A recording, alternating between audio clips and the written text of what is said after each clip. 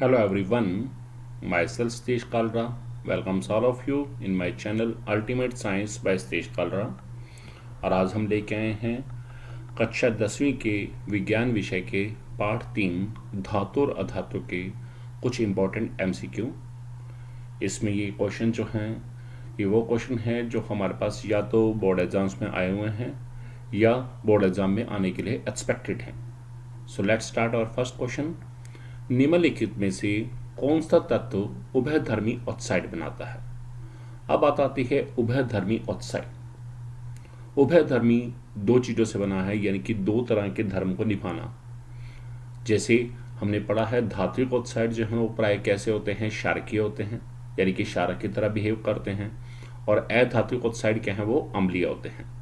अब हमें ऐसा ऑक्साइड देखना है जो अम्लीय और क्षारीय दोनों गुणों को प्रदर्शित करे। सो this is the expected important question. सबसे पहले देखिए सोडियम। अब हम जानते हैं सोडियम का ऑक्साइड कौन सा बनेगा, Na2O। लेकिन जब हम इसे जल में घोलते हैं तो इनसे क्या बनता है, NaOH, और NaOH क्या है, क्षारक है। इसका मतलब सोडियम हमारा नहीं हो सकता। सेम वैसे कैल्शियम का ऑक्साइड कौन सा है, CaO। जब उसे जल में अभी लाएंगे तो ये बनाएगा CaOH ट्वाइस, ये भी नहीं हो सकता। मैग्नीशियम का ऑक्साइड कौन सा है, MgO। जब हम उसे जल में मिलाते हैं ये बनाता है MgOH ट्वाइस, मैग्नीशियम हाइड्रोक्साइड, ये भी एक क्षारक है। यानी कि सोडियम, कैल्शियम और मैग्नीशियम इन तीनों के ही जो ऑक्साइड हैं जल से अभिक्रिया करने पर वो क्षारक बना रहे हैं। इसका मतलब इन तीनों के ऑक्साइड की प्रवृत्ति कैसी है, ये सभी कैसे हैं, क्षारकीय हैं। अब बात आएगी एल्यूमिनियम। एल्यूमिनियम का ऑक्साइड कौन सा है, Al2O3। Al2O3 aluminium oxide. अब हम ये भी देखें कि Al2O3 जो है एल्यूमिनियम का ऑक्साइड है Al2O3, यह जिस समय HCl के साथ अभिक्रिया कर रहा है उस समय बना रहा है AlCl3 प्लस वाटर, यानी कि इसने अम्ल के साथ अभिक्रिया की। और ये क्या बना है, लवण और जल। और दूसरे केस में Al2O3 जिस समय NaOH के साथ अभिक्रिया कर रहा है क्षारक के साथ, तब ये बना रहा है NaLO2 plus water, sodium aluminate plus water, तब भी लवण जल। इसका मतलब आपने क्या देखा कि पहले वाले अभिक्रिया में Al2O3 ने अम्ल के साथ अभिक्रिया की, लवण और जल, और दूसरे वाले केस में Al2O3 ने NaOH के साथ अभिक्रिया की, तब भी लवण और जल। और ये अभिक्रिया कौन सी है, उदासीनीकरण अभिक्रिया। तो इसका मतलब पहले वाली अभिक्रिया में Al2O3 एक क्षारक के रूप में बिहेव कर रहा है और दूसरे वाली में अम्ल। इसका मतलब Al2O3 जो है अम्लीय और क्षारकीय दोनों गुणों को प्रदर्शित कर रहा है। तो इसका आंसर क्या आएगा, Al एल्यूमिनियम। अब हमारा सेकंड क्वेश्चन है सीने बार किस धातु का अयस्क है। तो सबसे पहले तो बात आती है कि सीने बार जो है इसका रासायनिक सूत्र क्या है, HgS। इसे हम मर्क्यूरिक सल्फाइड भी बोलते हैं। तो इसका मतलब है किसका होगा, इसमें कौन सी धातु पाई जा रही है, मरकरी। मरकरी से पारा बोलते हैं। तो यह किस धातु का अयस्क है, मैग्नीज का, जिंक का, सोने का या पारे का। सो आंसर इज पारे का। अब हमारा थर्ड क्वेश्चन है निम्नलिखित में से कौन सा तत्व थर्मिट अभिक्रिया में अपचायक के रूप में प्रयोग होता है। आपने बच्चों पढ़ा है थर्मिट अभिक्रिया के बारे में। थर्मिट अभिक्रिया है क्या, इसमें हम क्या करते हैं, लोहे की पटरियों को जो बीच में टूट जाती हैं, टूट फूट हो जाती है, या मशीन के पुर्जों को जोड़ने के लिए हम लोहे को पिघलाते हैं और लोहे को पिघला के हम उसमें डालते हैं तो उससे वो जुड़ जाते हैं। लेकिन इस अभिक्रिया में होता क्या है, इसमें हम लेते हैं Fe2O3 आयरन ऑक्साइड है, इसमें एल्यूमिनियम के साथ अभिक्रिया की जाती है। एल्यूमिनियम Al जो है Fe से ज़्यादा क्रियाशील है, तो ये क्या करेगा, ये Fe2O3 में से Fe को बाहर निकाल देगा और खुद जाके वहाँ जुड़ जाएगा। तो इस प्रकार ये कैसे अभिक्रिया है, एक विस्थापन अभिक्रिया है। और इस विस्थापन अभिक्रिया में एल्यूमिनियम धातु लोहे से ज़्यादा क्रियाशील होने के कारण एल्यूमिनियम ने Fe2O3 में से Fe को बाहर निकाला है और यहाँ पर एल्यूमिनियम अपचायक के रूप में यूज हो रही है। तो आपने पढ़ा है अपचयन का मतलब क्या है, वह रासायनिक अभिक्रिया जिसमें ऑक्सीजन की हानि होती है। तो यहाँ Fe2O3 में से हानि हो रही है, तो Fe2O3 से Fe बन रहा है। अभिक्रिया कौन सी हो रही है? अपचयन। और अपचयन करवाया किसने है? एल्यूमिनियम ने। तो एल्यूमिनियम क्या हो जाएगा? ये बन जाएगा अपचायक। तो हमारे पास जो 4 आंसर हैं, aluminium, Coke, alumina, hydrogen. Coke का सूत्र है C, एल्यूमिना है Al2O3, हाइड्रोजन है H2। यहाँ पर आंसर क्या आएगा? Aluminium. So this is our answer. Next question.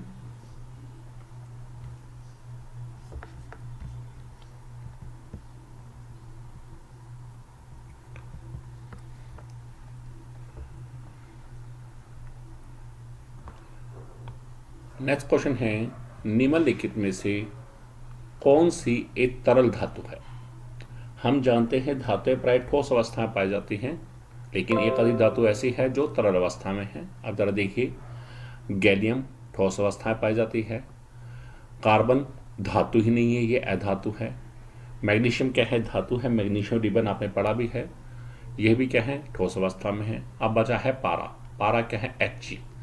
हम जानते हैं, हमने थर्मामीटर का प्रयोग करते हैं, तो थर्मामीटर के अंदर ये धातु लिक्विड अवस्था में यानी कि द्रव अवस्था में पाई जाती है। तो हमारा आंसर क्या आएगा? पारा।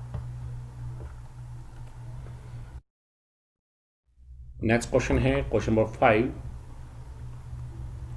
एक्वारिजिया किसका मिश्रण होता है? एक्वारिजिया क्या है? 2 सांद्र अम्लों का मिश्रण है। अब हमें वो देखना है कि कौन से हैं। पहला दिया है हाइड्रोक्लोरिक अम्ल, एस्टिक अम्ल। एस्टिक अम्ल का सूत्र क्या है? CH3COH, जिसे सिरका भी बोलते हैं। दूसरा है हाइड्रोक्लोरिक अम्ल HCl, सल्फ्यूरिक अम्ल H2SO4। तीसरा है सल्फ्यूरिक अम्ल H2SO4, नाइट्रिक अम्ल HNO3। और चौथा कॉम्बिनेशन है हाइड्रोक्लोरिक अम्ल HCl और नाइट्रिक अम्ल है HNO3। तो याद रखिएगा, जो एक्वारिजा है वो हाइड्रोक्लोरिक अम्ल और नाइट्रिक अम्ल इनका मिश्रण है।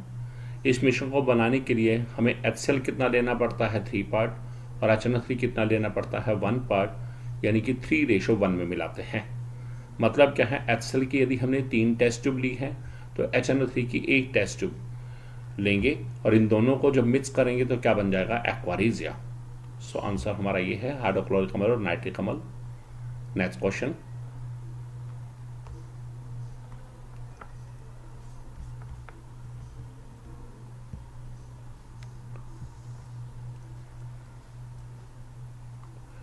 नेक्स्ट क्वेश्चन है, हेमेटाइट किस धातु का अयस्क है? सबसे पहले हमें पता होना चाहिए कि हेमेटाइट का रासायनिक सूत्र क्या है। हेमेटाइट है, इसका रासायनिक सूत्र है Fe2O3। तो आप इसमें देखेंगे कौन सी धातु है Fe। तो पहला पूछा है कॉपर का, तांबे का नहीं, एल्यूमिनियम का Al नहीं पाया जा रहा, लोहे का आप देख रहे हैं Fe पाया जा रहा है, मैग्नीशियम का Mg नहीं पाया जा रहा। तो उत्तर क्या आएगा? लोहे का। क्योंकि धातु का अयस्क क्या होता है? वह खनिज जिससे धातु का निष्कर्षण आसानी से किया जा सके और धातु अधिक मात्रा में प्राप्त हो, इसका मतलब उसमें वो धातु होनी जरूरी है। तो Fe2O3 में Fe धातु है, इसलिए हेमेटाइट जो है Fe धातु यानी कि लोहे धातु का अयस्क है। Next question.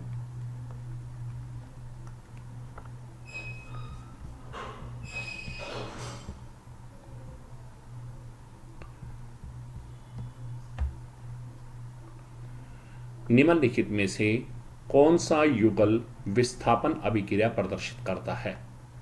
सबसे पहला दिया है फेरस सल्फेट, सिल्वर धातु। दूसरा है सिल्वर नाइट्रेट विलयन, कॉपर धातु। तीसरा है सोडियम क्लोराइड विलयन, कॉपर धातु। चौथा है मैग्नीशियम क्लोराइड विलयन और एल्यूमिनियम धातु। तो याद रखिएगा, यहाँ AgNO3 और Cu ये दोनों जो हैं विस्थापन अभिक्रिया प्रदर्शित करते हैं, और यहाँ पर जो Cu कॉपर है Ag से ज़्यादा अग्रहशील है, तो ये क्या करेगा? AgNO3 में से Ag को विस्थापित कर देगा, बाहर निकाल देगा और ख़ुद जाके वहाँ जुड़ जाएगा। तो क्या होगा? CuNO3 ट्वाइस प्लस 2Ag, ये आ जाएगी हमारे पास रासायनिक अभिक्रिया। तो हमारा आंसर जो है सेकंड है। अब हमारा नेक्स्ट क्वेश्चन है क्वेश्चन नंबर 8। लोहे की फ्राइंग पैन को जंग से बचाने के लिए निम्नलिखित में से कौन सी विधि उपयुक्त है? अब हम जानते हैं लोहे पर जंग लग जाता है जिससे वायु के कांटेक्ट में आता है, नमी के कॉन्टैक्ट में आता है, अम्लों के आर्द्रता के संपर्क में आता है, खुले हवा में पड़ा रहे तब भी, तो उसे जंग से बचाना है तो कौन सी विधि उपयुक्त है? ये टेक्स्ट बुक के एक्सरसाइज का क्वेश्चन है। पेंट लगाकर, ग्रीस करके, जिंक की परत चढ़ाकर, ऊपर के सभी। नॉर्मली हम पेंट करते हैं जंग से बचाने के लिए, ग्रीस लगाते हैं, उपकरणों में भी लगाते हैं, या हम ये कहें लोहे की गेट वगैरह के ऊपर भी लगाई जाती है ताकि जंग ना लगे। जिंक की परत चढ़ाना, जब भी लोहे पर जिंक की परत चढ़ाते हैं तो इस सभी क्रिया को बोलते हैं गैल्वेनीकरण करना, जिसे गैल्वेनाइजेशन भी बोलते हैं। तो इन सब के द्वारा ही क्या है हम लोहे की फ्राइंग पैन को जंग से बचा सकते हैं। तो हमारा उत्तर आएगा ऊपर के सभी। क्वेश्चन नंबर 9, कोई धातु ऑक्सीजन के साथ अभिक्रिया करके उच्च गलनांक वाला यौगिक निर्मित करती है। यह यौगिक जल में विलय है। यह तत्व क्या हो सकता है? तो सबसे पहली बात देखिए, कैल्शियम धातु है, कार्बन अधातु है, इसका मतलब कार्बन तो हो ही नहीं सकता। सिलिकॉन भी अधातु है, ये भी नहीं हो सकता। लोहा धातु है। अब इन दोनों में से देखें, जो कैल्शियम है इसने क्या है ऑक्सीजन के साथ अभिक्रिया किया, इसने बनाया कैल्शियम ऑक्साइड, और यह यौगिक जल में विलय है। जब CaO को हमने जल में घोला, इसने क्या बना दिया है CaOH ट्वाइस। जबकि हमारे पास आयरन के केस में ऐसा नहीं होता, लोहा ऑक्सीजन से करेगा Fe2O3 बना देगा, लेकिन वो आगे जल में विलय नहीं है। तो इसका ना हमारे पास ऑप्शन भी क्या बचता है कैल्शियम, और यही हमारा आंसर है कि कैल्शियम वो एक तत्व है। नेक्स्ट क्वेश्चन, क्वेश्चन नंबर 10,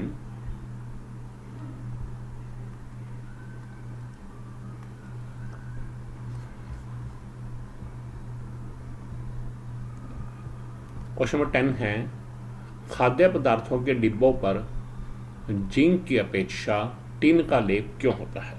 कि जितने भी खाद्य पदार्थ के डिब्बे हैं उसके ऊपर जिंक नहीं करते, टिन धातु को किया जाता है लेप के रूप में, ऐसा क्यों?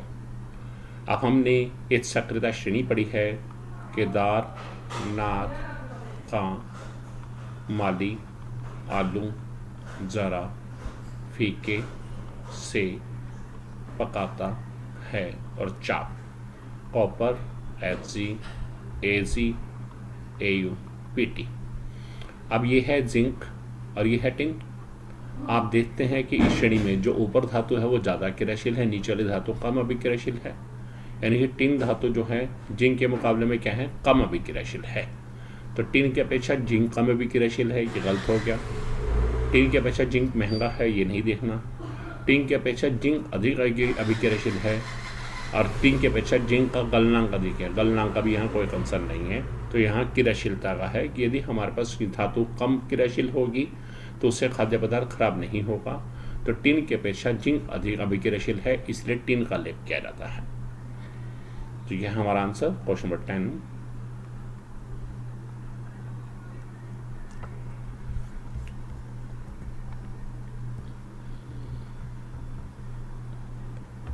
अब क्वेश्चन है हमारे पास क्वेश्चन नंबर 11, निम्नलिखित में से कौन सी धातु तनु अम्ल से हाइड्रोजन को विस्थापित नहीं करती? हमने पढ़ा है अभी वही श्रेणी दोबारा बता रहा हूँ, केदारनाथ, कां, माली, आलू, जरा, फीके, से, पकाता है, चाप। अब इस श्रेणी में यदि हम देखते हैं जितनी भी धातुएं हाइड्रोजन से ऊपर हैं वो सभी क्या हैं, हाइड्रोजन से ज़्यादा क्रियाशील हैं, और वे तनु अम्लों के साथ अभिक्रिया करके हाइड्रोजन गैस बाहर निकालेंगी। और जो उनसे नीचे हैं वो क्या हैं, कम अभिक्रियाशील हैं। अब लोहा Fe आप देखिए हाइड्रोजन से ज़्यादा क्रियाशील है, तांबा Cu कम है, मैग्नीशियम भी ऊपर है ज़्यादा क्रियाशील, और जिंक भी ऊपर है ज़्यादा क्रियाशील। तो मैग्नीशियम, जिंक और आयरन ये तीन धातुएं हाइड्रोजन से ज़्यादा क्रियाशील हैं, तो ये तनु अम्लों से अभिक्रिया करके हाइड्रोजन बाहर निकालेंगी। लेकिन कॉपर धातु जो ये Cu है ये उससे कम अभिक्रियाशील है, और इस केस में हाइड्रोजन बाहर नहीं निकलेगी। तो हमारा आंसर क्या है, तांबा धातु। हमारा नेक्स्ट क्वेश्चन है क्वेश्चन नंबर 12, स्टेनलेस स्टील को सामान्यतः लोहे के साथ किन किन धातुओं को मिश्रित करके बनाया जाता है? अब जो स्टेनलेस स्टील बनाते हैं तो उस समय में हमें कौन कौन सी धातुओं में मिलाना पड़ता है, क्योंकि स्टेनलेस स्टील एक मिश्र धातु है। और आपने पढ़ा मिश्र धातु क्या होती हैं, दो या दो से अधिक धातुओं का समांगी मिश्रण। तो अब बात आती है कि लोहे के साथ इसमें कौन कौन सी धातुएं मिलाते हैं। तो लोहा तो हो गया Fe, अब उसके साथ कॉपर और क्रोमियम, क्रोमियम निकल, कॉपर मैग्नीज, जिंक एल्यूमिनियम। तो याद रखिएगा यहाँ पर Cr निकल। तो इन तीन धातुओं को मिलाते हैं। Fe के अंदर क्या मिलाया, क्रोमियम और निकल। इन दोनों धातुओं को जब मिलाते हैं तो उनसे क्या बनेगा, स्टेनलेस स्टील, जो कि मिश्र धातु है,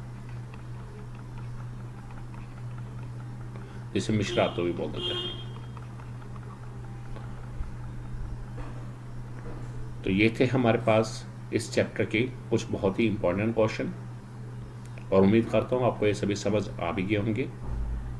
hope you learned a lot from my video. If you like my video, then you can share my video and you can subscribe my channel Ultimate Science by Satish Kalra. Thanks a lot.